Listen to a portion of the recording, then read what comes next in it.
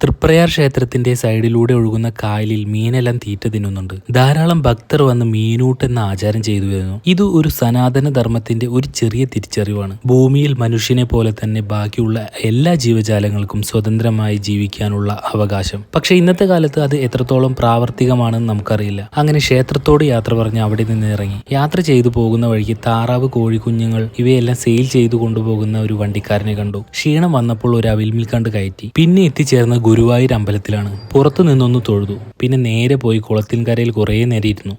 ചെറുപ്പത്തിൽ ഈ അമ്പലത്തിൽ വരാൻ കൂടുതൽ ഇഷ്ടം ഈ കുളം തന്നെയായിരുന്നു. ധാരാളം മീനുകളും പച്ച നിറമുള്ള ഈ കുളത്തിലെ വെള്ളത്തിൽ കുളിച്ച ഓർമ്മ ഇന്നും എൻ്റെ മനസ്സിൽ മായാതെ കിടക്കുന്നു. ഇന്ന് ആ നിമിഷങ്ങൾ എത്രത്തോളം റീക്രിയേറ്റ് ചെയ്യാൻ നോക്കിയാലും ഒരിക്കലും ലഭിക്കില്ല. സൂര്യൻ്റെ വെളിച്ചം കൂടിക്കൊണ്ടേയിരിക്കുന്നു. യാത്ര എന്തായാലും തുടർന്നു. ടൈം ഇപ്പോൾ 2 മണി കഴിഞ്ഞു. ലാസ്റ്റ് എൻ്റെ ഫ്രണ്ടിനെ കാണാൻ ഷോറൂമിലൊന്ന് കയറി. വീട്ടിൽ ഏകദേശം എത്താറായപ്പോൾ ഉണ്ട് അച്ചിച്ചൻ പാലും കൊണ്ട് കടയിൽ പോകുന്നു. അപ്പോൾ കാണാട്ടാ.